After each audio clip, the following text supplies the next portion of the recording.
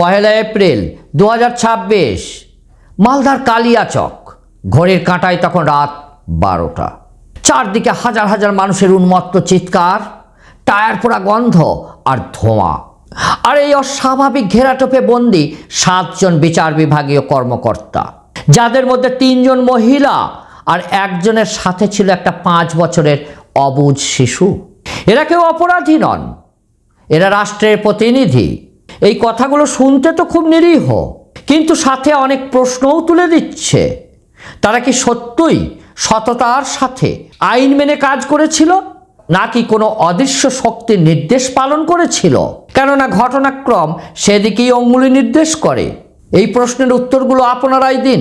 যাই হোক, মূল ঘটনায় ফিরে আসি। এই তথাকথিত রাষ্ট্র প্রতিনিধিরা 10 ঘন্টা ধরে জিম্মি, মানে বন্দি। কিন্তু কেন? কারণ পশ্চিমবঙ্গের ভোটার তালিকা থেকে ভুয়ো ভোটারের নাম বাদ দেওয়ার প্রক্রিয়া চলছে। আর সেই মানুষগুলোরই পুঞ্জীভূত ক্ষোভের বিস্ফোরণ ঘটল বিডিও অফিসে। কিন্তু এই ঘটনা কোনো বিক্ষিপ্ত ঘটনা নয়, কেননা ফিজিক্সের নিয়মে এক্সট্রিম প্রেশার বিস্ফোরণ দিয়েই শেষ হয়। কিন্তু এই ক্ষোভ কি শুধুই উন্মাদনা, নাকি এর পিছনে লুকিয়ে আছে অন্য কিছু? লাখো লাখো মানুষ যখন ভোটাধিকার হারিয়ে হয়রানির চরম পর্যায়ে পৌঁছে আবার ডিলিট, তাহলে এটা কি সেই পুঞ্জীভূত বঞ্চনার বিস্ফোরণ? আপনাদের কি মনে হয়? দীর্ঘ অপমান ও বঞ্চনা থেকে সৃষ্টি হয় হতাশা, আর সেই হতাশার প্রকাশ ঘটে 2 ভাবে: আত্মহত্যা অথবা চরম প্রত্যাঘাত। এক্ষেত্রেও সেটাই প্রতিফলিত হয়েছে। আর মোফাক্কারুল কেবল বাহানা মাত্র।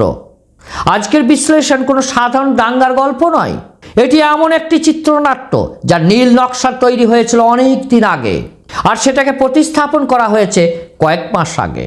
আর তার নাম স্যার, SIR। যেখানে ভোটাধিকারের লড়াই আছে, আছে প্রশাসনিক অন্ধত্ব, ক্ষমতা দখলের ষড়যন্ত্র আছে নির্বাচনের আগে এক ভয়ঙ্কর ভূ রাজনৈতিক দাবার চাল। 2026 বিধানসভা নির্বাচনের ঠিক আগে ভারতের নির্বাচন কমিশন ECI নিয়ে এলো স্পেশাল ইন্টেনসিভ রিভিশন বা SIR। পরিসংখ্যান বলছে পশ্চিমবঙ্গের 7.66 কোটি ভোটারের মধ্যে এক ঝটকায় 58 লক্ষ নাম বাদ দেওয়া হলো। তার উপর আরও 60 লক্ষ মানুষকে রাখা হলো আন্ডার অ্যাডজুডিকেশন তালিকায়।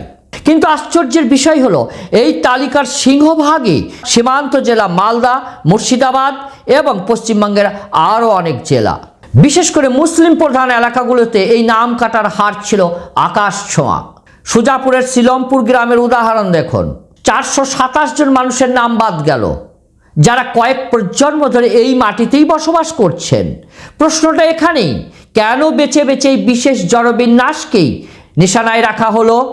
সাধারণ মানুষের মধ্যে এই ধারণা বদ্ধমূল হয়ে গেছে, ভোটার তালিকা সংশোধন আসলে তাদের রাষ্ট্রহীন নাগরিকে পরিণত করার একটা সূক্ষ্ম নীল নকশা।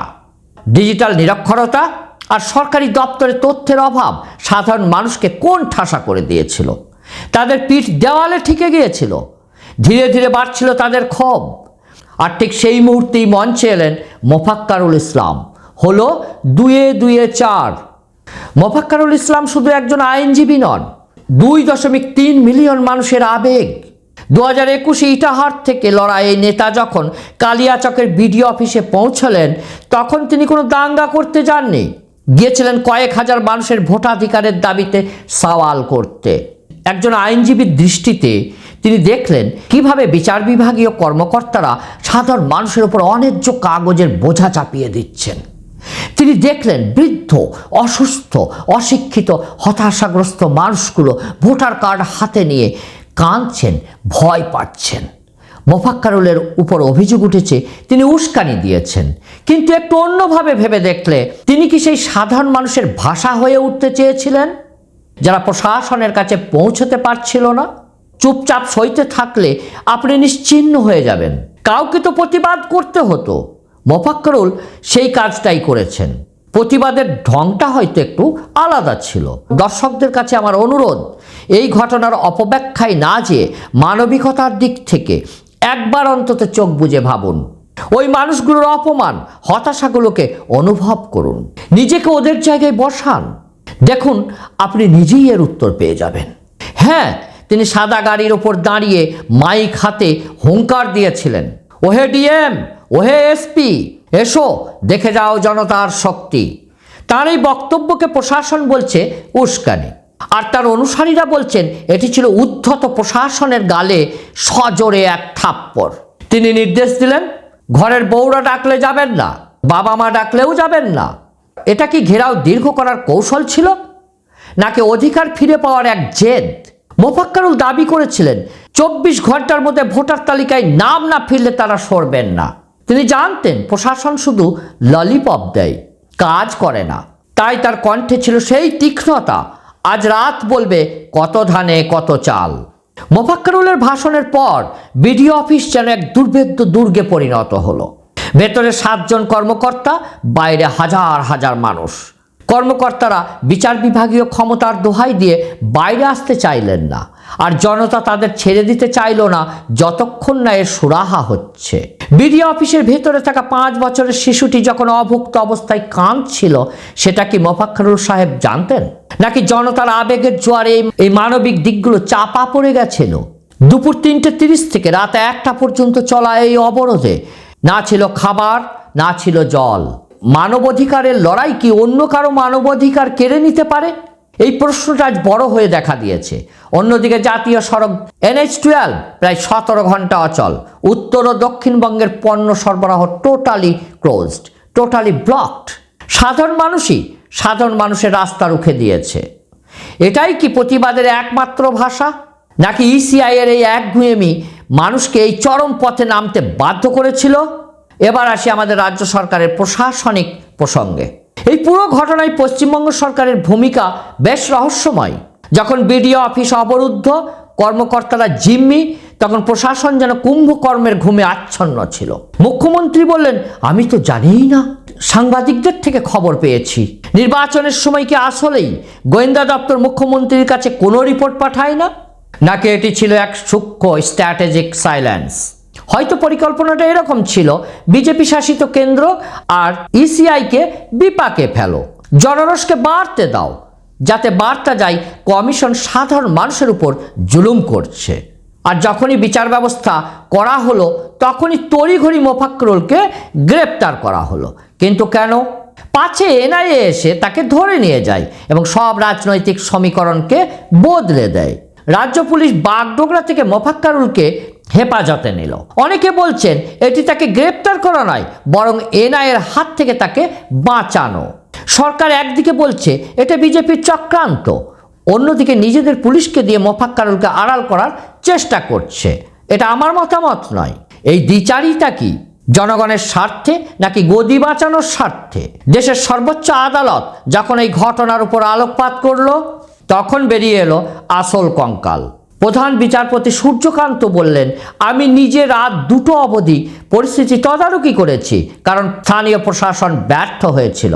ভাবুন একবার, যে রাজ্যে মুখ্য সচিব আর DGP আছেন, সেখানে প্রধান বিচারপতিকে রাত জেগে মনিটরিং করতে হচ্ছে, তাকে ডিউটি করতে হচ্ছে। সুপ্রিম কোর্ট পরিষ্কার বলল, কর্মকর্তাদের জিম্মি করা মানে বিচার ব্যবস্থাকে ভয় দেখানো। কথাটা ধ্রুব সত্য, কিন্তু এখানে একটা কোর্ট। প্রশাসন যখন সাধারণ মানুষকে ভয় দেখাবে, তখন এর বিচার কে করবে? সাধারণ মানুষের মৌলিক অধিকার যখন খর্বিত হয়, তার দায় কে নেবে? প্রশাসন না সরকার? রাজ্য সরকারের মুখ্য সচিব আর পুলিশ প্রধানকে সশরীরে হাজিরা দিতে বলা হলো। কেন প্রশাসন সময় মতো ব্যবস্থা নিল না? কর্মকর্তাদের জলটুকু পর্যন্ত পৌঁছাতে দেওয়া হলো না কেন? এই দায় কি রাজ্য এড়াতে পারে? মালদার এই ঘটনায় 3টে পক্ষ স্পষ্ট। বিজেপি, তারা বলছে তৃণমূল ভোটার তালিকা থেকে অনুপ্রবেশকারীদের সরাতে বাধা দিচ্ছে, আংশিক সত্য। তারা মোফাক্কারুলকে তৃণমূলের B টিম বলে দাগিয়ে দিতে চাইছে। তৃণমূল, তারা বলছে বিজেপি ECI-কে ব্যবহার করে মুসলিম ভোটারদের অধিকার কাড়ার চেষ্টা করছে, আর দাঙ্গা বাঁধানোর জন্য মোফাক্কারুলকে ভাড়া করে আনা হয়েছে। তৃতীয়, মোফাক্কারুল ও আইএমএম, তারা নিজেদের বলছেন মজলুমের কণ্ঠস্বর, অর্থাৎ নির্যাতিত অত্যাচারিত মানুষের কণ্ঠস্বর। কিন্তু এই রাজনৈতিক দড়ি টানাটানির মাঝে সাধারণ মানুষ কোথায় যায় বলুন তো? কালিয়াচকের গ্রামের পর গ্রাম এখন পুরুষ শূন্য। 17 ঘন্টা রাস্তা বন্ধ থাকায় স্থানীয় ব্যবসায়ীদের ক্ষতি হয়েছে কয়েক কোটি টাকা। মোফাক্কেরুল সাহেব হয়তো বড় বড় উকিল নিয়োগ করবেন, কিন্তু এই সাধারণ মানুষগুলো যারা উস্কানিতে পা দিয়ে পাথর ছুঁড়েছিল তাদের জামিন কে করাবে? 2026-এর মালদা সহিংসতা পশ্চিমবঙ্গের নির্বাচনী প্রশাসনিক ইতিহাসে এক অশনি সংকেত। তবে এখানেই শেষ নয়, আগত দিনে এই ধরনের ঘটনা আবারও হয়তো ঘুরে ফিরে আসবে। ইতিহাসের পাতাগুলো সে কথাই বলে। অতএব সাধারণ মানুষকে আরও সতর্ক থাকতে হবে, প্রশাসনকে আরও যত্নবান হতে হবে, সরকারকে মানবিক স্তরগুলোতে আরও নজরদারি বাড়াতে হবে। নির্বাচন কমিশনের এই বেছে বেছে ভোটার কাটা যেমন অন্যায়, ঠিক তেমনই বিচারকদের জিম্মি করাও কোনো সমাধান নয়। মোফাক্কেরুল ইসলাম কি জনগণের হিরো? কিন্তু তার লড়াইয়ের পদ্ধতি আজ তাকে কাঠগড়ায় দাঁড় করিয়েছে। অন্যদিকে রাজ্য সরকারের এই সাপ হয়ে আর ওঝা তার নীতি মানুষের নিরাপত্তা বজায় রাখতে ব্যর্থ। কয়েকটি প্রশ্ন রেখে যাচ্ছি। ইসিআই যদি পক্ষপাতদুষ্ট হয়, তবে আইনি লড়াই বাদ দিয়ে কেন সহিংসতাকে মদদ দেওয়া হলো? দ্বিতীয়, রাজ্য প্রশাসন যদি এতটাই তৎপর ছিল, তবে মোফাক্কেরুলকে বিমানবন্দর অবধি পালাতে দেওয়া হলো কেন? তৃতীয়, শেষ পর্যন্ত কি কেবল ধর্মের ভিত্তিতে মেরুকরণ করার জন্যই এই পুরো কালিয়াচক নাটক মঞ্চস্থ হলো? ভোট আসবে, ভোট যাবে, মোফাক্কেরুল্লাহ গ্রেপ্তার হবেন, আবার মুক্তিও পাবেন, কিন্তু সাধারণ মানুষের মনে যে অবিশ্বাসের বিষ ঢোকানো হলো তা কি কোনোদিন মুছে যাবে? আপনার মতামত কমেন্ট বক্সে জানান। মোফাক্কেরুল কি অধিকারের লড়াই লড়ছিলেন, নাকি দাঙ্গার উস্কানি দিচ্ছিলেন? সময়ই এর উত্তর দেবে এবং জনগণও এর উত্তর দেবে। আবার নির্বাচন কমিশনের ভোটার সংশোধনী স্যার কি সত্যই নিরপেক্ষ না পক্ষপাতদুষ্ট? এসবেরই উত্তর আমি দর্শকদের হাতেই ছেড়ে দিলাম। কমেন্ট বক্সে সবাই নিজেদের উত্তর লিখুন। ধন্যবাদ। সুস্থ থাকুন, ভালো থাকুন, আবার দেখা হবে নেক্সট ভিডিওতে।